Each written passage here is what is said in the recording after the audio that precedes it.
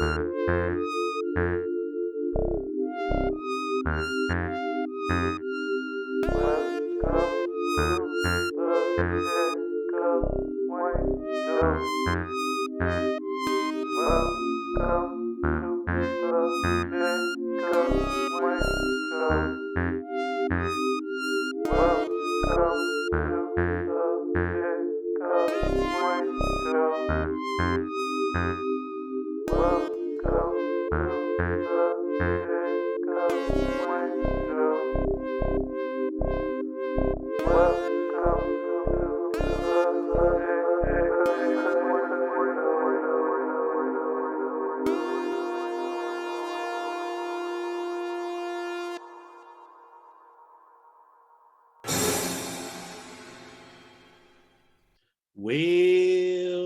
guess we're back for another Jacob Wayne show. I am your Jacob Wayne. I was kind of hoping to snag Kellen for this episode, but it doesn't seem like it's going to work out this week. So this one might be a little bit quick. Initially, I was going to have another guest on, but we'll leave that a mystery.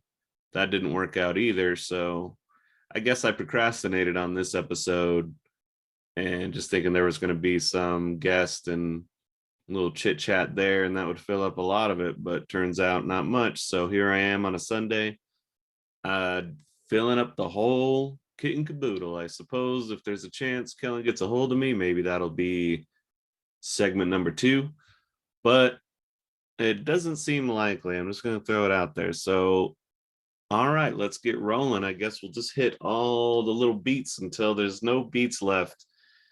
First things first, what am I sipping on? Just some good old-fashioned coffee. Oh, yeah. That's nice. Like I said, it's a Sunday. There's a storm rolling in. It should be here in about an hour, maybe even less. So it'd be interesting if you could actually hear it come in or see the lighting change while it's coming in, but we'll see how that goes. My roommate Shaki's out of town for a while, so I've kind of just been kicking back, doing really me stuff around the house. Trying to stay on track with eating good. Although I did cook an interesting thing on Friday. It's a hot dog bowl. I knew I didn't want to just get hot dogs and have a bun for each dog and have a bunch of carbs that way. So I started like thinking, a lot of people say rice, especially white rice, is like just as bad as bread or whatever. I don't know, but white rice, just however it reacts to my body, seems to handle it way better than like lots of bread or lots of pasta. So whatever that is, but that's initially what occurred to me is instead of a bun, get some rice.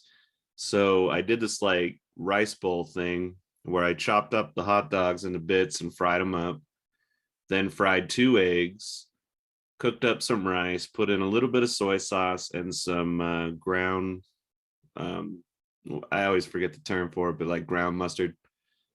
It was like really good mustard. And I was going to do ketchup, but the ketchup in our fridge had gone bad. But yeah, so essentially just, 4th of July hot dogs and stuff. But I was going to rice bowl it. I had it. It was super tasty. I think it could have used the ketchup a little bit, maybe some other like hot dog-esque toppings. But yeah, I enjoyed it quite a bit. With that, has there been any other interesting food things? Not really. I made a beef tikka masala the next day. Tonight, I'm not totally sure what I'm doing, but I'm kind of trying to use up all the groceries in the house before I go out and get more. That being said, I have also started a walking routine due to this storm coming in. I won't be going today, at least until later. Although today might be a good idea for a rest day as I'm getting this all started and rolling, but I'm going to try to walk 7,500 steps every day, which I think is somewhere close to 3 miles. And walking's like one of my favorite modes of doing something healthy. I don't like running at all. Walking though, I can like think about what I'm going to be doing art wise, music wise, just life in general. I find it very soothing and good for my mood, as well as just good for the belly. Yesterday I did over 10,000 steps, and then I went and got a six pack and started gaming with my friends and put on a bunch of calories, but it stayed under the amount. I used this calorie tracker called Lose It, and I managed yesterday. Yeah, to stay under the calorie count. Also trying to, throw in some push-ups, some pull-ups, maybe some planks in the future, and just trying to ease into it and stay consistent with it. I had that gym membership a little bit ago, and financially right now can't keep up with it. And I don't know. There's something nice about just going out on a walk, coming back, doing some push-ups, this and that. I'm sure there's more I could do, but also it's doing something. So wish me luck on keeping up with that, because that's always my worst thing is I get off the habit and then I just quit doing it. But as far as like eating a little bit healthier, a lot less like bread and a lot less sugar in the house, and portion control has been better. I'm feeling pretty good. So that's it for as far as food stuff goes. So let's get into music. I did say I was going to shorten that, and I just remembered that I didn't shorten it. So we'll just go like this.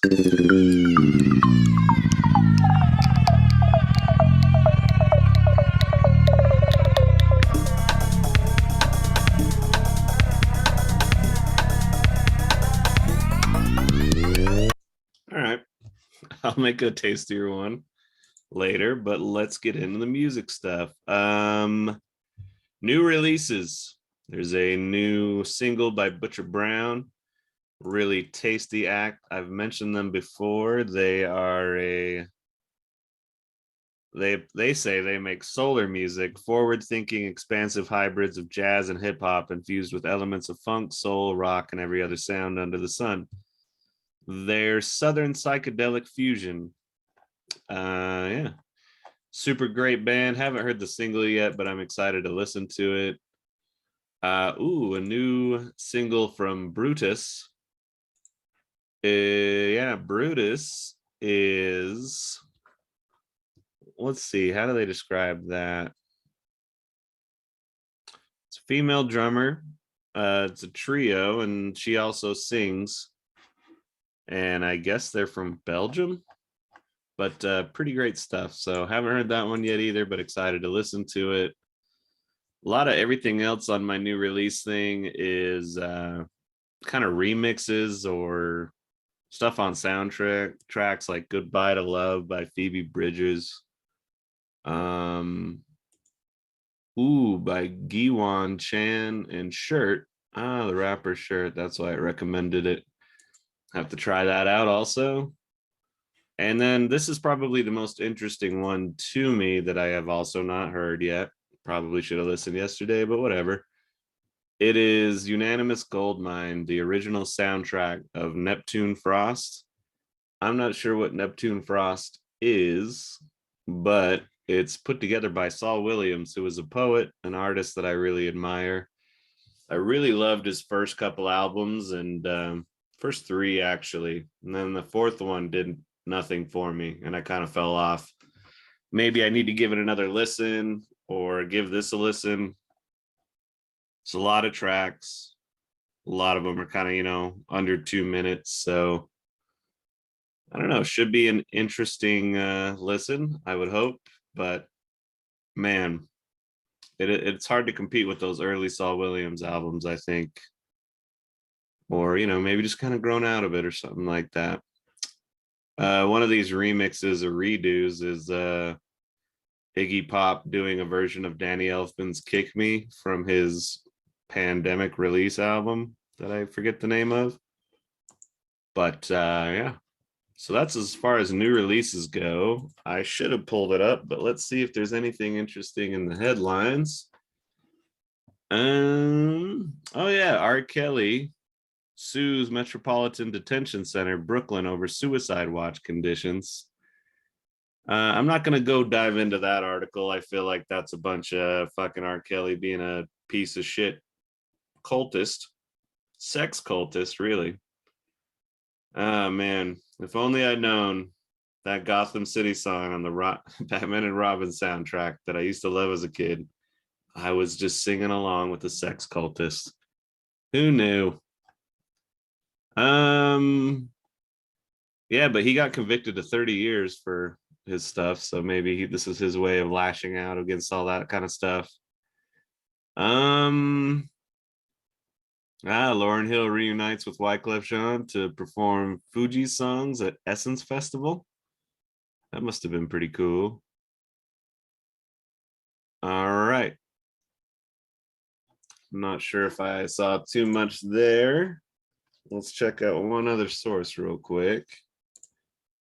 See, I always got to go to pitchfork.com for like the really pretentious new stuff, but occasionally there's crossover. They'll let me know about, new Kendrick or new LCD Sound System. But then for more of the rock and roll stuff, which this gets older and MAGA-y by the day, and it sucks because that's what's happening to metal, really. It's all getting old and cranky and scared that everybody's coming to get them. And then they just post stupid headlines like Stain's Aaron Lewis, I will run my fucking mouth until the day I die. That's like a headline. Fuck Aaron Lewis, by the way. Stain sucks. You heard me.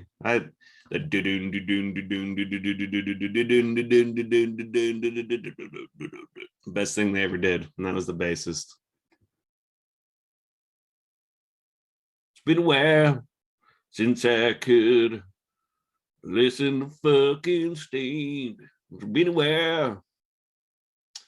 Travis Barker says he is feeling much better after being hospitalized for life-threatening pancreatitis. Came into that word a little too fast. Pancreatitis. Oh shit. So yeah, not a lot of interesting news in the rock world. Just, pancreatitis. Stain lead singer is an asshole. Not much is new. Aerosmith Steven Tyler's doing amazingly well after latest rehab stint. That kind of stuff. All right. Gamma Paw has another show added. We are going to be playing at Functional. I'm going to feel like I'm going to get this venue name wrong. It used to be Pinball Jones here in Fort Collins, but now it's like Functional Thrift. It's a thrift store. And I think maybe it is just called Functional, but we're going to be playing there as a Blast and Scrap event on July 22nd. Doors at 7. And then we're going to go down to Denver in the afternoon on the 24th and play at your mom's house venue 2 p.m. to 6 p.m. So kind of a little bit late afternoon, early evening kind of gig. And yeah. Also, sent off some recording stuff to Kellen to work on a Fakoshka track that we've been trying to do for maybe over 10 years. It was a song that I wrote after Charlie Murphy passed away. And so the song's called Charlie, but it's about a little more than that, but it does kind of use that as the subject. And I'm excited for you to hear it. I hope that they're able to get their parts recorded and we can make it mix well and all that. We're essentially sending tracks back and forth across Colorado to Utah. So hopefully it's a smooth process. It gets easier and easier to do that kind of stuff these days. With that, we'll move on from music, I suppose. Excuse me. And get into chatting movies.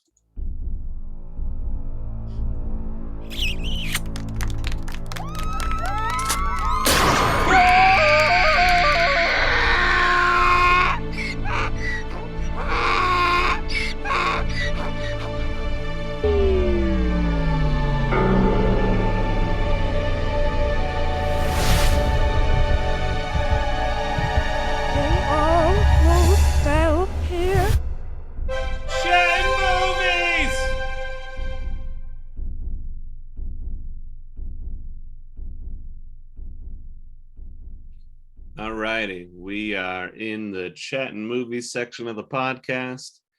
Scrolling over movie news real quick.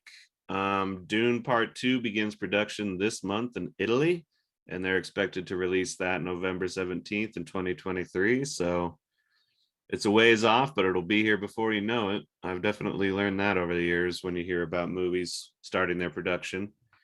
So I'm excited to be seeing that one. Love the first Dune, love the book, so kind of just inclined to like that stuff.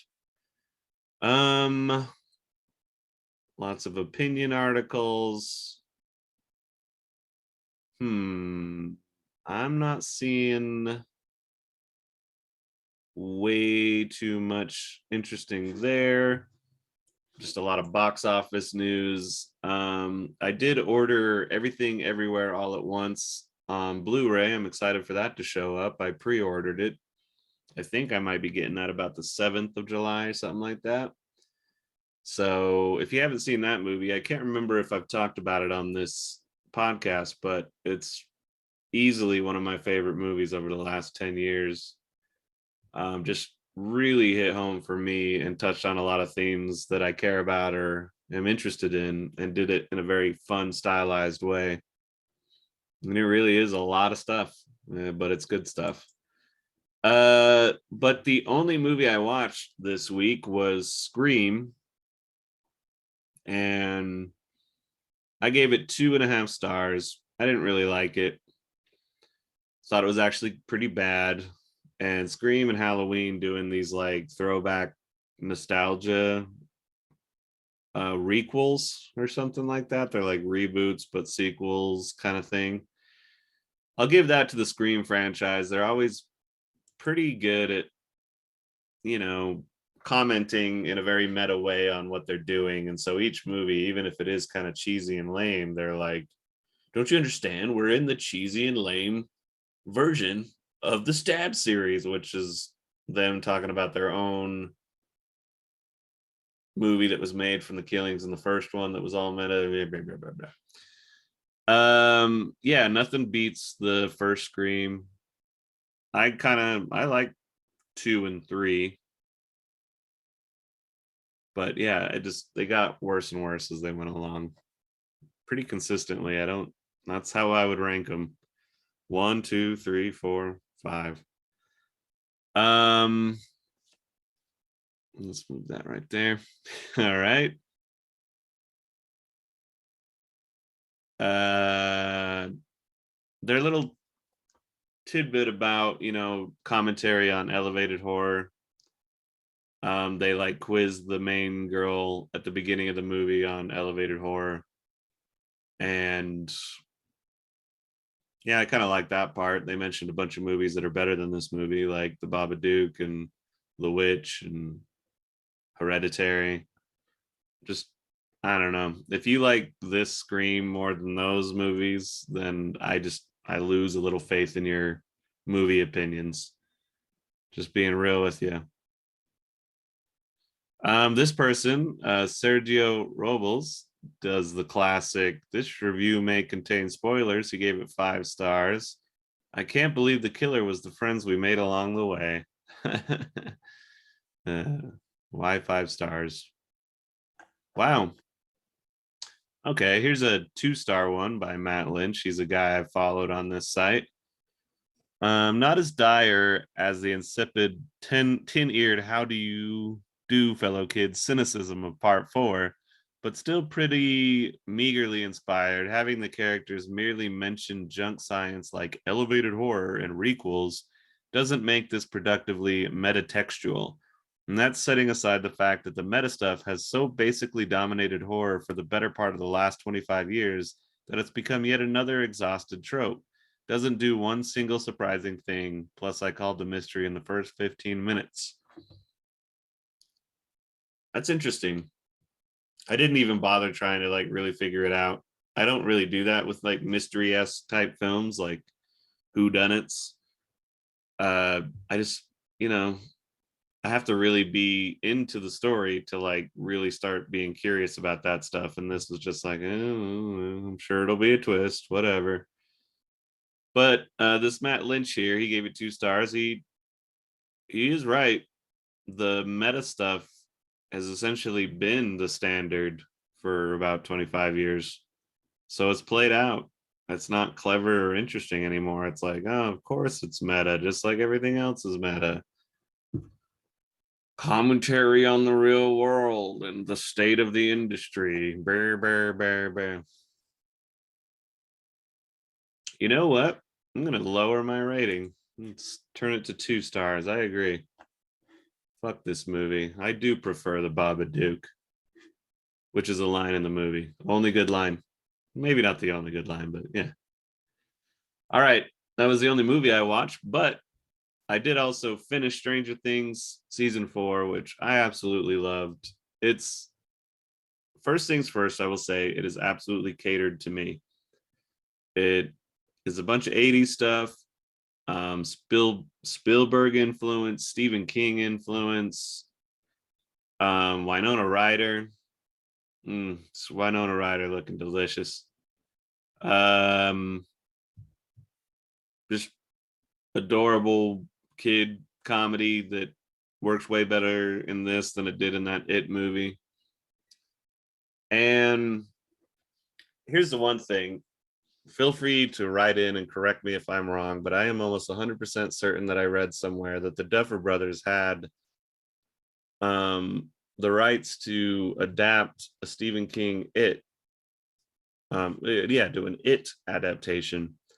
And then it moved on from them, and then it went to Cary Fukunaga, and you know, exchanged hands until it went to Muschietti, and he did what he did with it. And that first one that Muschietti did is partially from the Fukunaga script, and I think you can really tell because that one's pretty good, and the clashing of their ideas actually kind of worked in the first part. In the second part, it's more Muschietti, and I hate that second movie. I hate it more the more I think about it. And I liked the second part of the book, which is like all that movie did was like the second part of the book wasn't very good, right? Those endings. Shut the fuck up. Anyway, my point being is that I think that they had a lot of holdover ideas, or maybe you're just giant Stephen King fans. But throughout the entire Stranger Things series, they have had Stephen King tropes, and specifically It tropes. In this season, they had like balloons filled with blood, this creature that like can read your mind, know your greatest fears, and you know he like wants you to feel that depression. It's like, yeah, instead of fear he wants your depression or your sadness, your grief, which is like another Stephen King creature or entity in The Outsider. um they essentially have like a losers club, the Hellfire Club, things like that. There's all kinds. If I sat through it and took notes, I bet you I could make a really big list. But long story short, I'm trying to not spoil anything. Just the music's great, cinematography, CGI is really well done. I found myself cringing at moments in Obi-Wan, which is a Star Wars franchise. You would think they shouldn't have the issues that they have, but this show is a lot better than that. It's kind of crazy. You might have just heard a doorbell, but fuck it, I'm not gonna go get it. I'm just recording this. With that, what else is there to say? I like the story. I like where the story is going. The ending was pretty fucking epic. Lots of sad moments. And yeah, I can't wait to finish this all up with the next season. I'm pretty 100% sure that season 5 is the last of it. I think they've said that publicly, but not 100% sure. And yeah, go watch it. If you're not into that kind of stuff, then then don't, because you should know by now whether you're into Stranger Things. That being said, I would say it's pretty hard to say that this is the best season because season 1 is so good, but it might be my favorite, personally. So yeah, I would maybe rank it Stranger Things 4, then 1, then 3 for me, then season 2. But I like them all.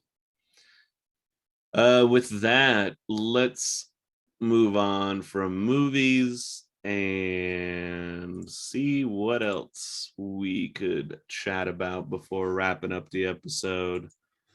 Had to do a quick Zoom thing. Let's see here. Any video game stuff? The Children of Morta. Started that briefly with our boy Kellen, but we only really played an hour, so it's hard to give it a review. But that's a roguelike, and it's pretty fun so far. But I've just really been getting into Slay the Spire. I passed GTA 5.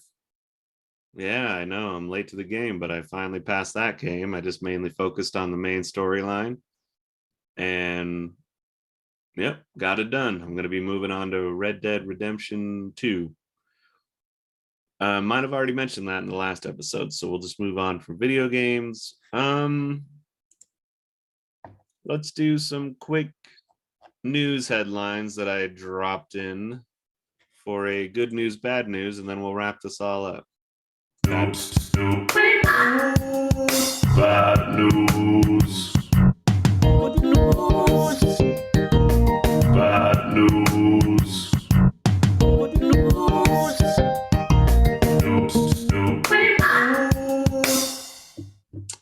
See, that one's so much tighter. Quick, gets to the point. That's what I need to do to the music one, even though I like the full one. Let's see here. I'll read these headlines and we'll just go with our gut. We'll see if we actually want to read into any of these. Headline: Colorado GOP rejects candidates who back Trump election lie. I was pretty happy about that, but then it's also Colorado. It's a very purple state. So even your conservatives are going to be a little more liberal than, say, Utah or Alabama, so on and so forth. And as I dug a little deeper, Boebert, you know, her, there's the what's her face from Georgia, Marjorie Taylor Greene, and Lauren Boebert or something like that. She still won. So I know her district is apparently like on the west side of Colorado, on the other end of the Rockies near Utah, and they're very disconnected from the rest of Colorado and just very MAGA country. So it's not too surprising, but as I read into this, it's like Trump backing candidates won really well in other areas. So hopefully that's not just more of a death knell in our democracy, but I guess we'll see how November goes. Ghislaine Maxwell was sentenced to 20 years for helping Epstein. She should have got more. But hey, she wasn't murdered yet. So there's that. We'll just move right along. Hinckley, the guy that shot Reagan, he was released, and he shot him in 1981. So think, a guy who shot the president in 1981 is just barely getting released. I'm amazed he got released. But apparently he apologized for his actions Tuesday and said he doesn't remember what he was feeling when he fired the shots that also wounded 3 others. I think he killed one of the secret agent guys or member of Reagan's cabinet. I can't remember the details of the shooting. But wasn't he the guy that was obsessed with Jodie Foster as well? Right in. Correct me. Give me content. And I guess one last news story. Well, maybe not last. We'll double check. There's this headline: NASA hopes New Zealand launch will pave way for moon landing. Let's get a little more details on that, shall we? NASA wants to experiment with a new orbit around the moon that it hopes to use in the coming years to once again land astronauts on the lunar surface. Yeah, like that ever really happened. So it is sending up a test satellite from New Zealand. The initial stages of the launch went according to plan late Tuesday, with the rocket carrying the satellite reaching space. With the rocket carrying the satellite reaching space. That's a weird sentence to me. If the rest of the mission is successful, the Capstone CubeSat satellite, only about the size of a microwave oven, will be the first to take the new path around the moon and will send back vital information for at least 6 months. Technically, the new orbit is called a near rectilinear halo orbit. It's a stretched out egg shape with one end passing close to the moon and the other far from it. Imagine stretching a rubber band back from your thumb. Yeah, let's do imagine stretching your rubber band back from your thumb. Your thumb would represent the moon and the rubber band the flight path. Yeah? Huh? Why can't I think of his name? Keep wanting to say Kurzweil. That's not what I mean. Oh my God. I'm brain dead today. Yeah. We'll just move right along. It will have equilibrium, poise, balance, NASA wrote on its website. Carl Sagan. There it is. This pathfinding CubeSat will practically be able to kick back and rest in a gravitational sweet spot in space, where the pull of gravity from Earth and the moon interact to allow for nearly stable orbit. All right, so I could keep reading this article. It's kind of long, but hopefully we're getting back to the moon. And I agree, we should get there before China. I was going to say Russia too, but I don't think they're going to be going there anytime soon due to other things going on. Any other headlines as of today?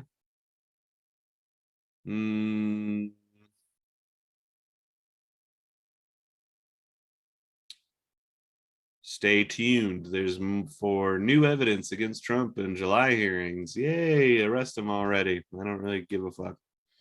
I'm sure one day I'll go back into the details and be fascinated, but right now I'm just pissed off he's not arrested yet. Like, that was a clear coup. Clearly a coup. Should that be the title of the episode, even though we don't really talk about the January 6th committee or anything like that? Clearly a coup. Clearly a coup. All right. That's the sign that I think we've ran out of steam. Thanks for joining me on this episode of the Jacob Wayne Show, and I'll see you next week. Hopefully, I got a guest or two for you coming up soon. Ta-ta! Thank you for listening to the Jacob Wayne Show. If you would like to contact us, please write us at fakoshka@gmail.com. That is FAKOSHKA@gmail.com. You can find us on Spotify, iTunes, and YouTube. Simply search The Jacob Wayne Show and it should pop right up. Make sure you like and subscribe and leave a review and share this podcast with your friends. Please write us. It helps add content to the show and makes the show even better for you, the listener. Thanks for tuning in.